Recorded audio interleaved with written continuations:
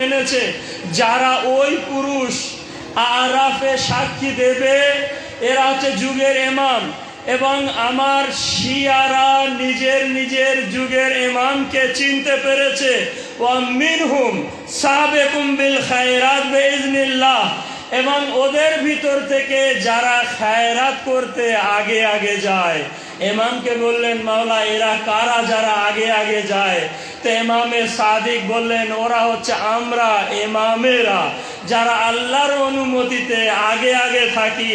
এবং আগে বললেন জালেকা হুয়াল ফাজলুল কাবীর, আর এটাই হচ্ছে বিশাল বড় গুণ। এবারে আসেন যারা আল্লাহর অনুমতিতে আগে আগে সাদকা দেয় তারা কারা? আসেন আয়াত আপনাদের সামনে, আল্লাযীনা ইউনফিকুনা আমওয়ালাহুম বিল-লাইলি ওয়ান-নাহারি সিররান ওয়া আলানিয়াতান। মানব জাতিদের ভিতর থেকে কিছু মানুষ আছে যারা রাত্রে বেলায় সাদাকা দেয়, যারা দিনের বেলায় সাদাকা দেয়, যারা সিররান লুকিয়ে লুকিয়ে সাদকা দেয়, ওয়া আলানিয়াতান যারা জাহেরি ভাবে সাদকা দেয়, এবং আলাইহিম আজরুহুম এদের আজর মজুরি আল্লাহর নিকটে, ওয়ালা খাউফুন আলাইহিম আর এদের কোনো ভয় নেই। যখন এই আয়াত নাজিল হয়েছিল কখন? যখন আলী ইবনে আবি তালিব ভরা মাজমা মসজিদে নববীতে পয়গম্বরে ইসলাম বসে আছেন, আলী ইবনে আবি তালিব প্রবেশ করলেন। রসুল খোদা হাসতে হাসতে বললেন, এই আলী, যে রাত চলে গেছে এই রাত্রে তুমি কি এমন কাজ করেছো? ইমামে আলী ইবনে আবি তালিব পয়গম্বরে ইসলামের দিকে ফিরে বললেন, ইয়া রাসূলুল্লাহ, আপনি এটা কেন জিজ্ঞাসা করছেন? পয়গম্বরে ইসলাম হাসি মুখে বললেন, আমার ভাই, কারণ হচ্ছে এই যে রাত চলে গেছে, সকালে আয়াত নাজিল করেছে আল্লাহ তাআলা তোমার জন্য 4টি উচ্চতম স্থানকে নাজিল করেছে আমার উপরে। তখন আলী ইবনে আবি তালিব বলেছিলেন, সন্ধ্যার আগে আমি 4টে টাকা আয় করেছিলাম, 1টা টাকা রাত্রে দিয়েছি, 1টা টাকা দিনের বেলা দিয়েছি, 1টা টাকা আমি লুকিয়ে লুকিয়ে দিয়েছি, 1টা টাকা আমি জাহিরি ভাবে দিয়েছি। পয়গম্বর ইসলাম জিজ্ঞাসা করলেন, এই আলী, এই 4টে টাকা তো এক সময় দিতে পারতে, হয় রাত্রে, না দিনের বেলা, না হয় লুকিয়ে, না হয় দেখিয়ে। ইমামে আলী ইবনে আবি তালিব বললেন, ইয়া রাসূলুল্লাহ, এই 4টে টাকা এই কারণ আমি আলাদা আলাদা দিয়েছি যে আল্লাহ তাআলা হয় রাত্রের সাদকাকে গ্রহণ করবে, না হয় দিনের বেলার সাদকাকে গ্রহণ করবে, না হয় যেটা আমি লুকিয়ে দিয়েছি সেটা গ্রহণ করবে, আর না হয় যেটা আমি জাহিরি ভাবে দিয়েছি সেটা গ্রহণ করবে। 4টের ভিতরে একটা না একটা আল্লাহ তো গ্রহণ করবে। রসুলে খোদা বললেন, একটা কেন, 4টেই গ্রহণ করে নিয়েছে, আর আল্লাহ তাআলা এই আয়াতকে অবতীর্ণ করে দিয়েছে। দরুদ শরীফ পড়েন মুহাম্মদ ওয়া আলে মুহাম্মাদের উপরে। তো সমস্ত ফজিলাতের জ্ঞান তো আইম্মারা, ইমামেরা। ব্যাস ছোট্ট আর একটা দুটো কথা আয়াত, ওয়ালা তাতামান্নাউ মা ফাজ্জালাল্লাহু বিহি বাযুকুম আলা বায। হে পৃথিবীতে আমার বান্দারা, তোমরা আশা করো না ফজিলাতের, তোমরা চেয়েও না ফজিলাতের। ফজিলাতকে কেননা আমি কিছু মানুষের ফজিলাত কিছু মানুষের উপরে দিয়েছি। ওই 3 দিন 39 দিন যে আলম নিয়ে গিয়েছিল, তো জানেন পারিনি। তো যেদিনে বলেছে যে আমি আলমকাল আলী ইবনে আবি তালিবের হাতে দেবো, পুরো রেওয়ায়ত তো জানেন, পুরনো কথা হয়ে গেছে। তো সারা রাত ধরে আবার হযরতে পয়গম্বর ইসলামের এই কথা শুনে সারা রাত জেগেছিল যে কাল আলম আমার হাতে দেবে। ভাই, তোর হাতে দেবে কি করে? তোরা তো 39 দিন ফিরে এসেছিস, পারিসনি, তা এখন তো কমসে কম ঘুমিয়ে পড়, রাত জাগার কোনো ব্যাপার থাকে না। কিন্তু সারা রাত, তাই আল্লাহ কি বলছে, ওয়ালা তাতামান্নাও ফাজলাল্লাহ, আল্লাহর ফজিলাতের আশা করো না। কেন আল্লাহ যেখানে ফজিলাত দেওয়ার সেখানে ফজিলাত। আসেন আরেকটি আয়াত, ওয়ালাউলা ফাজলুল্লাহ আলাইকুম রাহমাতা, যদি আল্লাহর ফজল না থাকতো, আল্লাহর রহমত না থাকতো, ফাজল পয়গম্বর ইসলাম, রহমত আলী ইবনে আবি তালিব, এবং আয়াত কুল বে ফাজলিল্লাহ ওয়া রাহমাতু, এ আমার হাবিব বলে দাও আল্লাহর ফজল, আল্লাহর দয়া, ফজল পয়গম্বর ইসলাম, রহমত, সব কিন্তু আলাদা আলাদা আয়াত। রহমত হযরত আলী ইবনে আবি তালিব, ফাবিযালিকা ফালইফরাহু হুয়া খায়রুম মিম্মা ইয়াজমাউন।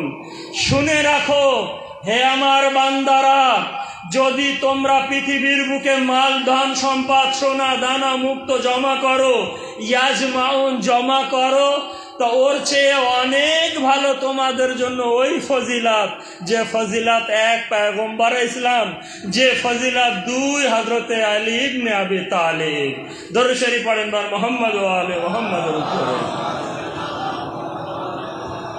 অনেক ছোট করে দিয়েছি। আসেন, মান আরাদা আন ইয়ানজুরা ইলা আদামা ফি ইলমে, যদি কেউ দেখতে চায় আদমের ইলমকে, ওয়া ইলা নূহিন ফি ফাহমে, যদি কেউ বুঝতে চায় নূহ নবীর জ্ঞানকে বোঝাকে, ওয়া ইলা ইয়াহইয়া ফি যুহদে, কেউ যদি হযরতে ইয়াহইয়া নবীর যুহদকে বুঝতে চায়, ওয়া ইলা মূসা ফি বাদশাহি ওয়া হায়বাতিহি, কেউ যদি মূসা নবীর হায়বাতকে জানতে চায়, ওয়া ইব্রাহিমা হিলমেহি, কেউ যদি ইব্রাহিম নবীর হিলমকে বুঝতে চায়, ওয়া ইয়াকুবা ফি হুজনেহি, কেউ যদি ইয়াকুব নবীর দুঃখকে বুঝতে চায়, ওয়া ইউসুফা ফি জামালেহি, কেউ যদি ইউসুফ নবীর জামাল এবং চেহারার সৌন্দর্যকে জানতে চায়, ফি সাবর ওয়া আইয়ুবা ফি সাবরেহি, কেউ যদি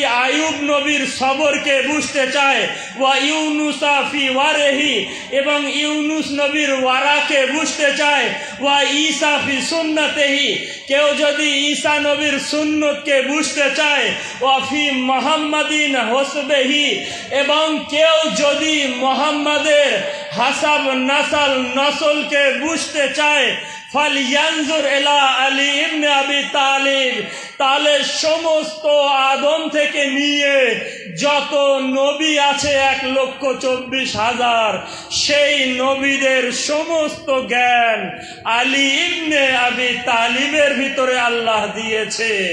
আদমকে দেখতে চাও, আলীকে দেখে নাও। নূহকে দেখতে চাও, আলীকে দেখে নাও।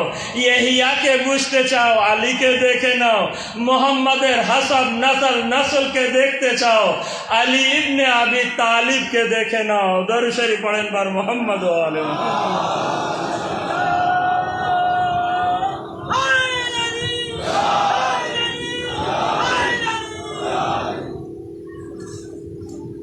রেওয়ায়েতটা অনেক লম্বা চওড়া, এক টুকরো আপনাদের সামনে বয়ান করেছি, এবং এই হাদিসটা আমার আহলে সুন্নাত ওয়াল জামাতের ভাইরা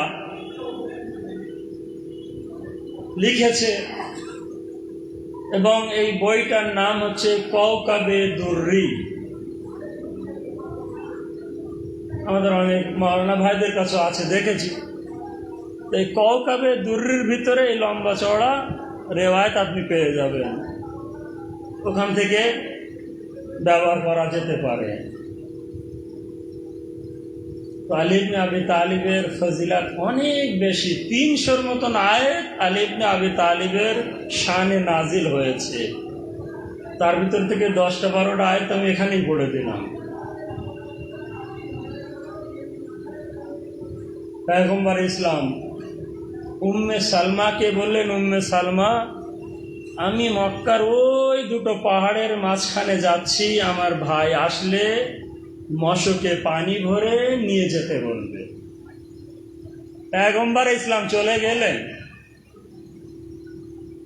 কিছুক্ষণ পর আলী ইবনে আবি তালিব আসলেন, বলল, আলী, তোমার ভাই বলে গেছে মশকে পানি ভরে নিয়ে যেতে।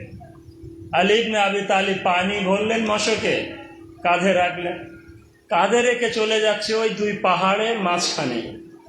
তার আগে আগে দেখে অনেক ছাগল গরু নিয়ে এক বুড়ো মানুষ ছাগল গরু চড়াচ্ছে।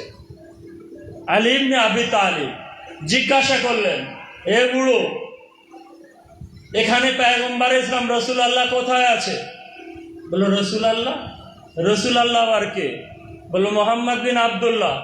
বললো, আমি রসুল টসুলকে চিনি না।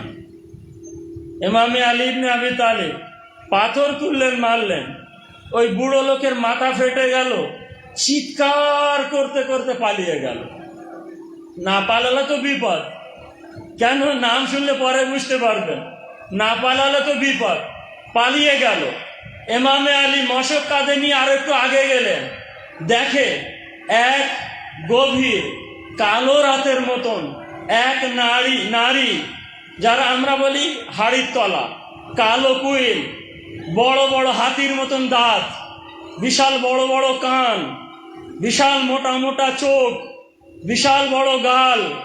সে যখন নিঃশ্বাস নিচ্ছে আর নিঃশ্বাস ফেলছে, চারিদিকে আগুন ছড়িয়ে যাচ্ছে।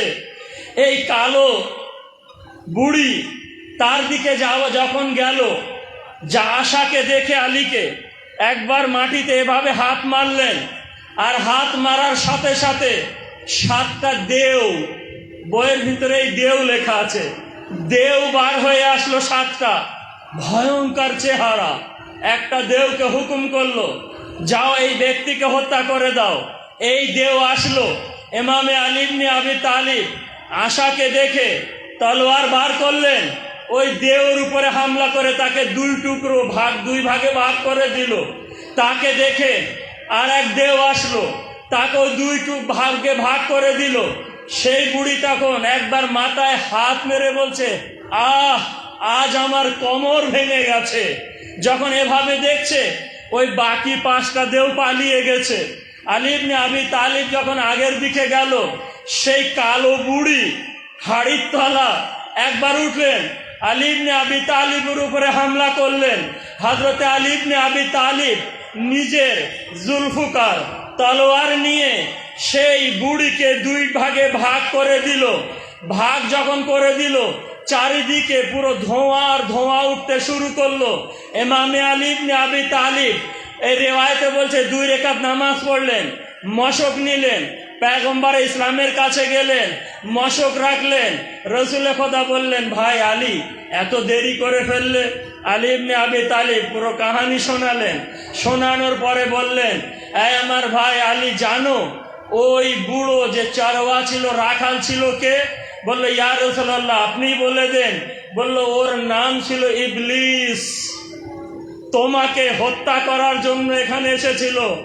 এবং যে নারীকে তুমি 2 ভাগে ভাগ করে দিয়েছিল, জানো কে? বললো, ইয়া রাসূলুল্লাহ, আপনি বলে দিন। কেন আপনার মুখ থেকে কথা ভালো লাগে। পয়গম্বর ইসলাম বললেন, এই আমার ভাই আলী ইবনে আবি তালিব, ওর নাম ইয়াগুস। এই ইয়াগুস আরব সমাজে, আরব দেশের লোকেরা কাবা ঘরে যে 360টা বুত ছিল, সেই বুতের ভিতরে এই ইয়াগুস শয়তানের মেয়ে ওর ভিতরে যেত।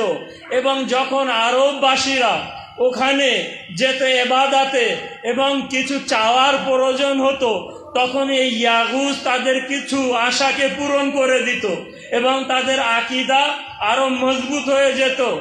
এই আমার ভাই আলী ইবনে আবি তালিব, তুমি যে মুহূর্তে এই নারীকে 2 ভাগে ভাগ করে দিয়েছো, এই ইয়াগুসকে মেরে দিয়েছো, ওই মুহূর্তে আল্লাহ তাআলার সমস্ত ফেরেশতারা আল্লাহর দরবারে হাত তুলে আল্লাহকে বলল, আল্লাহ তোমাকে অনেক অনেক শুকরিয়া, আলহামদুলিল্লাহ, যে তোমার ওলি আলী ইবনে আবি তালিব পৃথিবীর বুকে শয়তানদের ভিতর থেকে এক শয়তানকে হত্যা করে দিয়েছে।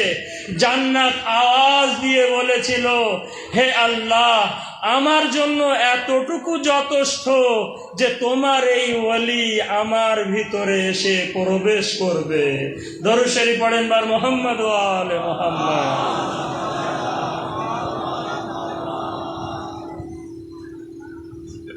খুবই সংক্ষিপ্তভাবে আপনাদের দ্রুত বেগে আলী ইবনে আবি তালিবের কিছু ফজিলাত, আয়াত, রিওয়ায়াত, ঘটনার মাধ্যমে দিলাম।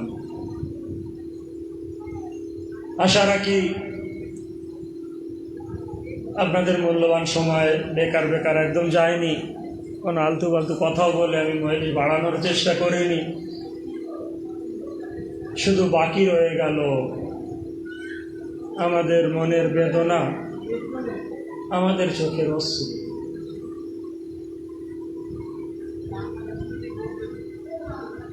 আমরা তো ভাই 1 ঘন্টা 2 ঘন্টা এখানে থেকে চলে যাব, কিন্তু জানেন আমরা চলে যাই নিজের নিজের বাড়িতে, কিন্তু বর্ণনা করছে যে এক বেটি আর এক মা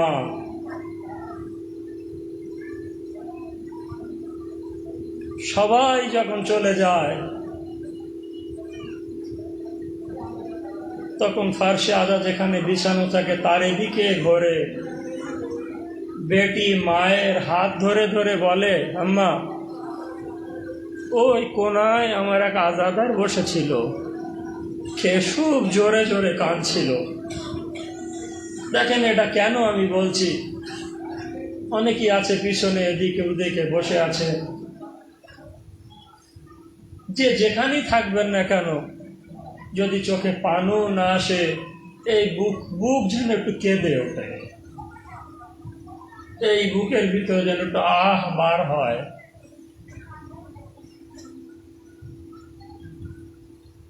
আম্মা ওই মাঝখানে অমুক আজাদার বসেছিল, কাঁদছিল। আম্মা পিছনের ওই কোণে আমার ভাইয়ের আজাদার বসেছিল, তার দিল অনেক ব্যথা করেছিল। একটা একটা জায়গা দেখায়, আমরা তখন চলে যাই আর এভাবে মায়ের হাত ধরে ধরে বলে, জানেন বুক ফেটে যাবে। রেওয়ায়ত আমি ছোট ছোটই পড়ছি। আম্মা আপনার কাছে একটা প্রশ্ন, আম্মা আমার অমুক আজাদা চিৎকার করে করে কাঁদছিল, কেউ কি তাকে মেরেছিল?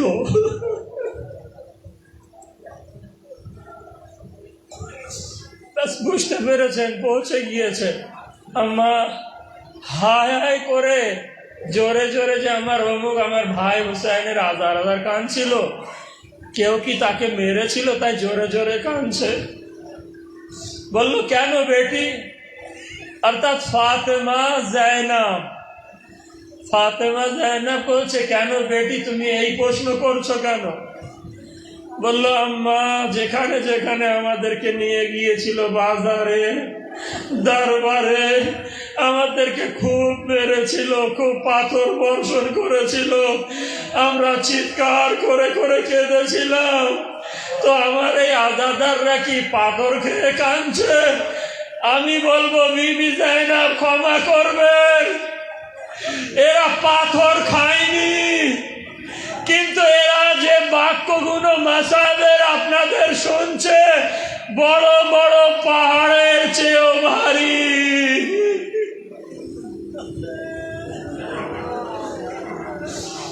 ভাই সামান্য কিছু সময় মাসায়েব, আমি সত্যিকারী ফজিলত অনেক কম পড়েছি, আমাকে একটা দুটো মাসায়েবের দিকে ইশারা করতে বলেছে, ইনশাআল্লাহ আপনাদের কাছে।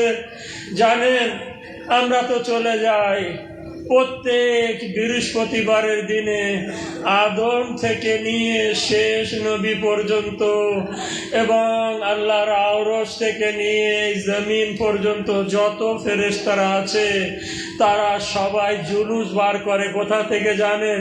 সর্বপ্রথম আছে জান্নাতুল বাকি ফাতেমার কবরে।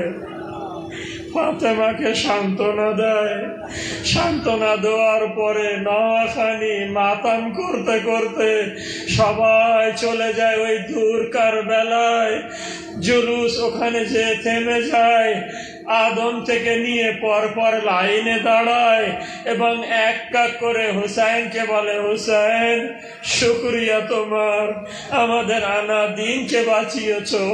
যখন এক এক করে সবাই শুকরিয়া আদায় করে চলে যায়, শেষ মুহূর্তে যার নাতি সে আর দূরে দাঁড়িয়ে সালাম দেয় না, রওজার কাছে চলে যায়, রওজাকে নিজের বুকে জড়িয়ে ধরে বলে, হুসাইন তুমি আমার দিনকে বাঁচিয়েছ, এ হুসাইন শুকরিয়া। হুসাইন উঠে বসে পড়ে, বলে, না না, এত কষ্ট করে এখানে আসার প্রয়োজন ছিল না, কিন্তু যখন এসেছেন এই বাক্যটা আপনাদের জন্য, না না, যখন এসেছেন খুব ভালোই হয়েছে, তাহলে যাবেন না? বললো, বেটা কেন? বললো, তাহলে চলুন আমার সঙ্গে, আমিও আপনাদের সঙ্গে যাব শামে, আমার বোনের খবর আছে, আমিও আমার বোনের শুকরিয়া আদায় করব। কেন? বললেন কেন?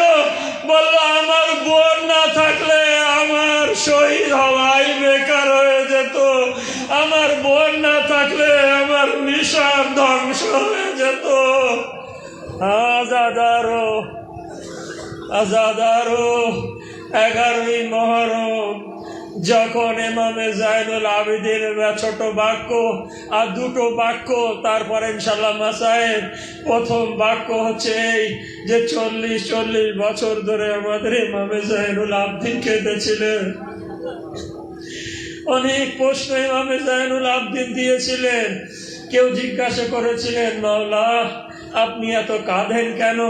আর সেই বাক্যর ভিতরে একটা বাক্য হচ্ছে এই, আপনারও আমার মাওলা ইমামে সাজ্জাদ 2-3 বার বলেছিল আকাশের দিকে ফিরে, কাশ আমি যদি জন্ম না নিতাম।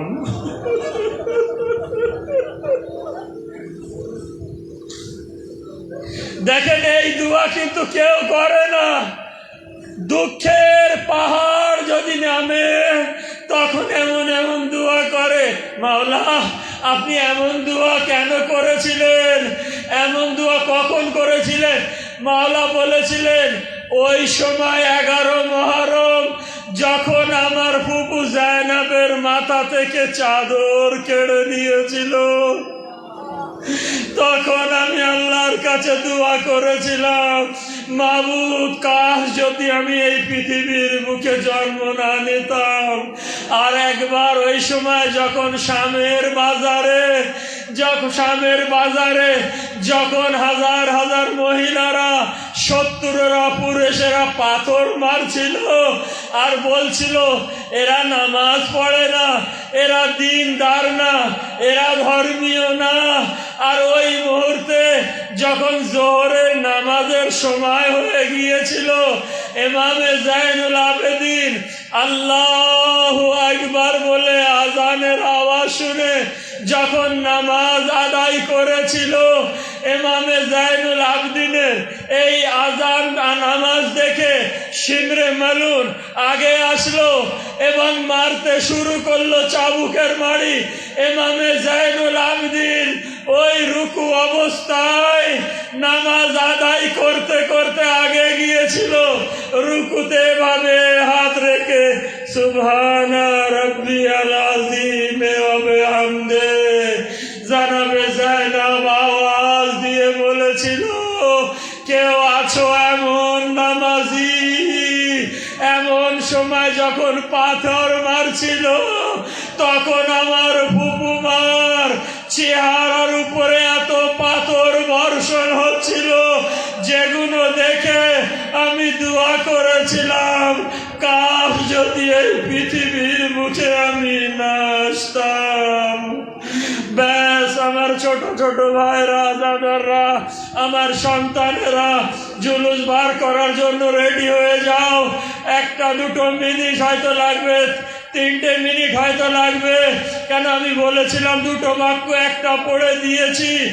আর দ্বিতীয় বাক্য হচ্ছে এই, হোসাইন 7 জায়গায় খুব ডুগরে কেঁদেছিল, ডুগরে হোসেন 7 জায়গায় কেঁদেছিল। ব্যাস ইশারা করবো, বিস্তারিত না, যা দেওয়ার আপনারাই দেবেন। কেন আমাদের এই অঞ্চলে, পুরো অঞ্চলে, আমাদের এলাকায় আজ শেষ মজলিস হচ্ছে, আর বাকি রয়ে গেল ঢালি পড়া। এই ভেবে কাঁদেন, আগামী বছর হয়তো বাঁচবো না।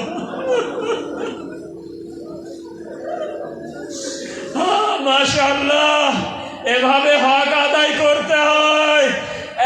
ওই জায়গায় যখন হযরতে আবুল ফজল আব্বাস লাশ পড়েছিল, ইমামে হুসাইন গিয়েছিলেন, দুটো বাজু কাটাকে দেখে আব্বাসের লাশে দাঁড়িয়ে কাঁদতে কাঁদতে বলেছিল, ভাই আমার, আজ থেকে যে চোখ ঘুমাতে পারতো না, আজ প্রথম দিন থেকে তারা ঘুমাবে। যদি আমি বলেছি মশাই বুঝে নিতে হয়, 9 লক্ষ সৈন্যর চোখ যারা তোমার চোখের কারণে ঘুমাতে পারতো না, আজ থেকে তারা আরামসে ঘুমাবে। ভাই, আর যে চোখের কারণে আমার খায়মার চোখ বন্ধ করত, তারা আজ থেকে চোখ বন্ধ করতে পারবে না।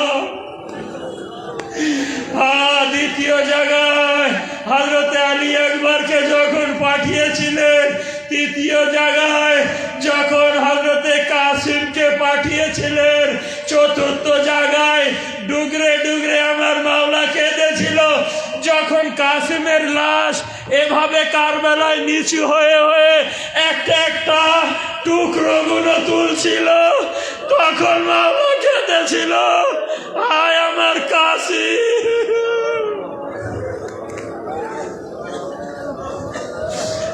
মাশাআল্লাহ, আমার হুসাইন কেঁদেছিল।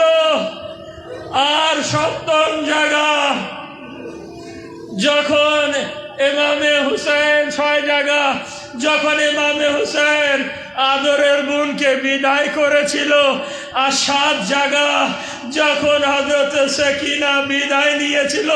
বিদায় তো সব নিয়েছিল, সাকিনা বলল, বাবা আমি তো এভাবে বিদায় নেব না, বাবা আপনি একটু নিচে নামুন। ইমামে হুসাইন নিচে নেমেছিলেন, সামনে থেকে কিছু বাধার কারণে আদর করতে পারেনি, ছোট্ট ছোট্ট পায়ে পিছনে চলে গেল এবং পিছন থেকে বাবাকে আদর করেছিল জড়িয়ে। বাবা ফিরে সাকিনাকে কোলে নিয়ে 2 কানে চুম্বন নিচ্ছিলেন। বাবা, এর আগে যে আপনি আদর করতেন, সেইভাবে তো আদর করতেন না, আমার এভাবে তো কোনোদিন আদর করেননি, আজ কেন আমার 2 কানে? তো বলল সাকিনা, সেটার কয়েক মিনিট পরে বুঝতে পারবি, যখন তোর বাবা থাকবে না। বললো, বাবা আপনি কোথায় থাকবেন? ওই উচ্চ একটা টিলা আছে, ওর পাশে আমি ঘুমিয়ে। বাবা, তো তখন আপনার কাছে আমি দৌড়ে যাব, আপনি কি আমাকে বাঁচাবেন না? হযরত হোসেন বললে, এ বেটি, আমি তো আমার বুকে জড়িয়ে নেব, কিন্তু তোকে তো আমার বুকে থাকতে দেবে না। আলম বার হবে, বেটি আমার বুকে থাকতে দেবে না। ব্যাস হোসেন এই বাক্য বলে তো চলে গিয়েছিলেন। মামাকে যেটা বিশেষ করে সুপারিশ করেছে, তাবুত বার হবে, আলম বার হবে, সেটি হচ্ছে আলী আসগরের দোলনা। যাদের সন্তান নেই তারা বুঝতে পারবেন না, কিন্তু যাদের সন্তান আছে, ভাই যখন আপনি ঘরে ছাদ দেন, 2 জারে লোহা ঝোলান না, কোন আশায় করেন ভাই? যে না এখানে হালনা থাকবে, আমি আমার সন্তানের হালনা দোলাবো না। তো এমন হালনাও খায়নায় বাঁধা ছিল, কিন্তু এই দোলনা পুড়ে গিয়েছিল। তো এক মা কি করেছিল জানেন? নিজের আঁচলে, ভাই আমার দিকে, এই আঁচলে ওই দোলনা যখন পুড়ে গিয়েছিল রেখে এভাবে রেখেছিল, আলী আসগরের কথা মনে পড়ে, দেখে আর কাঁদে। আলী আসগরের কথা মনে পড়ে, দেখে আর কাঁদে।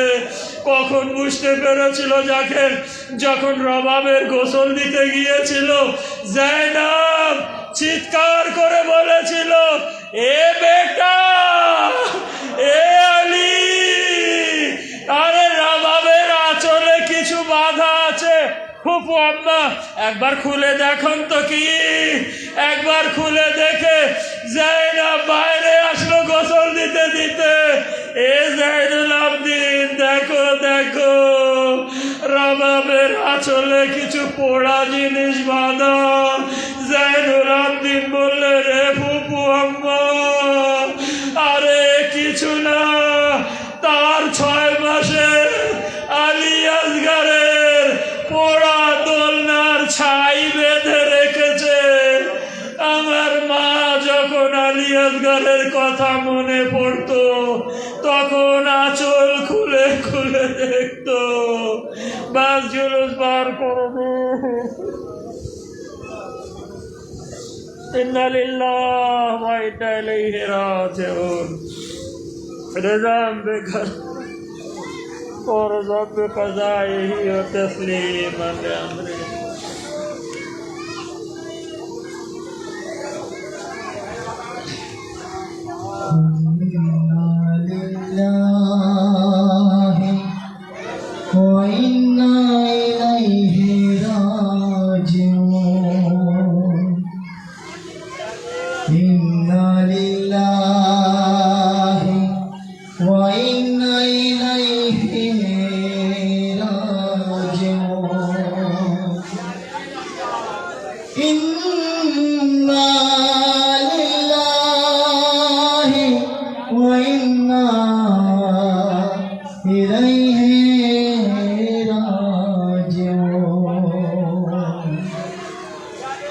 असगर जनाजा के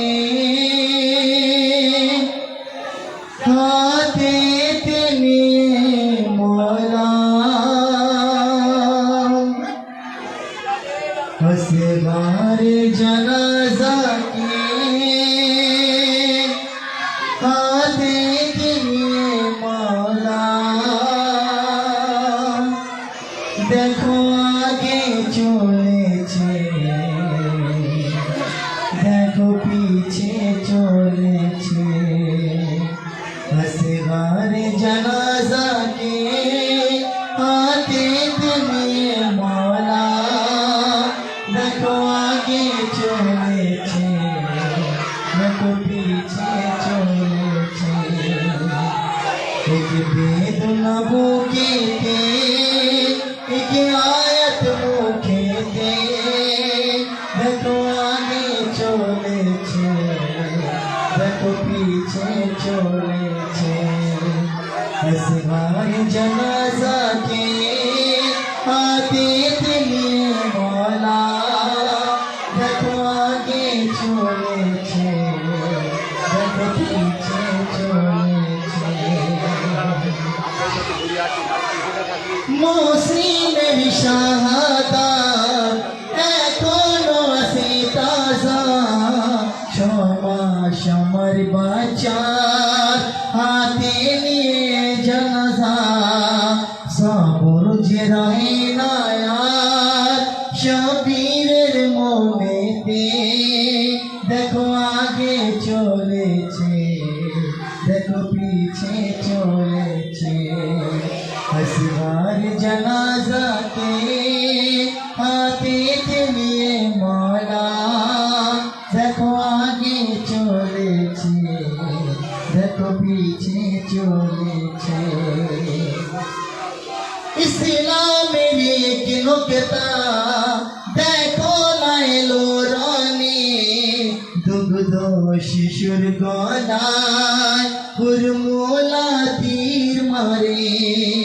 ওই শিশুর হাসি মুখটা চোখেতে নিয়ে বুঝতে, দেখো আগে চলেছে, দেখো পিছে চলেছে, असगार जनाजा के हाथे निये मौला देखो आगे चलेছে देखो पीछे चलेছে मकदाल कयामते एक সময় মনে লো শবীর দিনের উপর আল্লাহর হুকুম হলো শিশুর তাজা রক্ত চেহারার উপর মেখে দেখো আগে চলেছে দেখো পিছে চলেছে असगार जनाजा के हाथे निये मौला देखो आगे चलेছে देखो पीछे चलेছে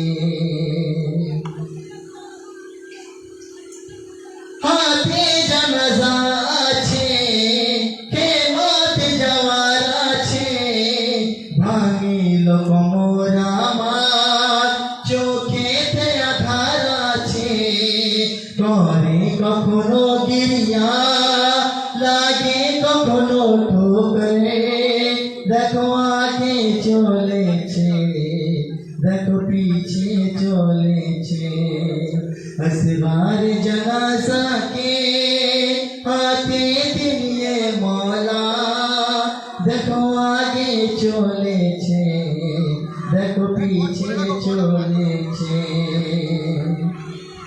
6 মাসের ওই বাচ্চা শুষ্ক যে ছিল গলা পানির বদলে তার তীর মারে দেখো গলায় নিজে আপনার রক্ত হাতে নিয়ে মুজতে দেখো আগে চলেছে দেখো পিছে চলেছে असगार जनाजा के हाथे निये मौला देखो आगे चलेছে দেখো পিছে চলেছে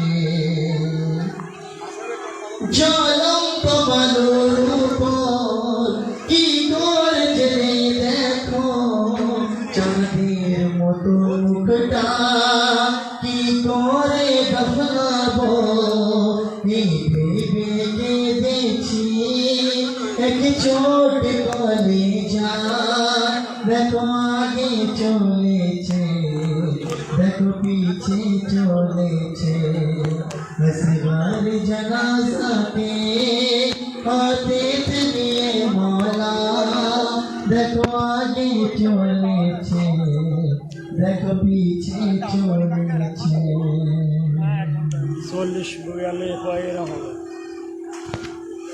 আগে আমার কাছে